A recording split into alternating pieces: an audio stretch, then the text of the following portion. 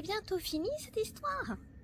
C'est la question légitime que vous vous posez quand votre locataire ne paye plus ses loyers. C'est ce qu'on va voir.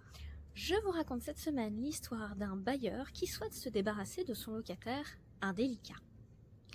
En 1989, la SCIO donne à bail à Madame Z un local commercial pour un loyer annuel de 40 000 francs.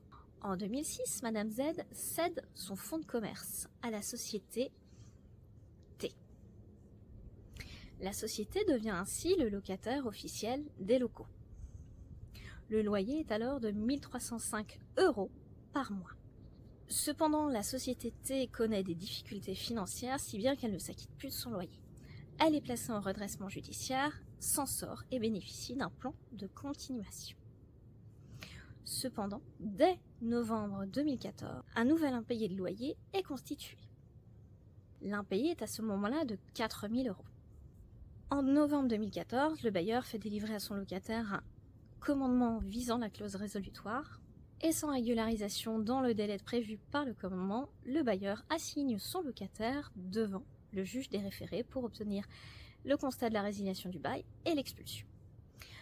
Le juge des référés suspend les effets de la clause résolutoire et autorise la société T à s'acquitter de sa dette en 4 règlements échelonnés. C'est un mécanisme qui permet, si le locataire respecte les délais accordés, de décider que le bail n'est finalement pas résilié.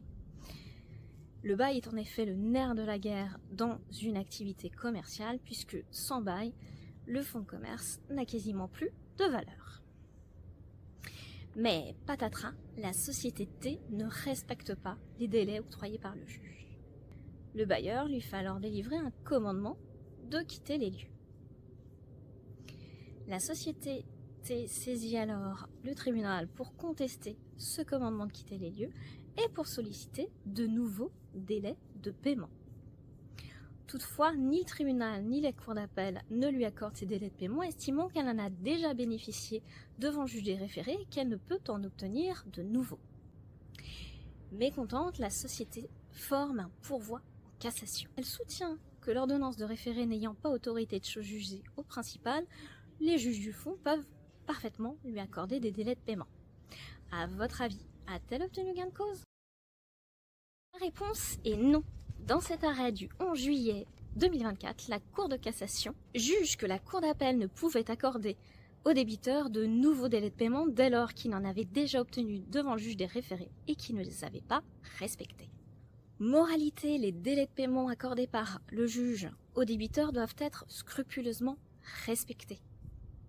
Il est donc important de proposer des délais de paiement qui soient parfaitement réalistes. Si cette vidéo vous a plu, je vous invite à la commenter, à la liker ou à la partager. Vous pouvez naturellement vous abonner.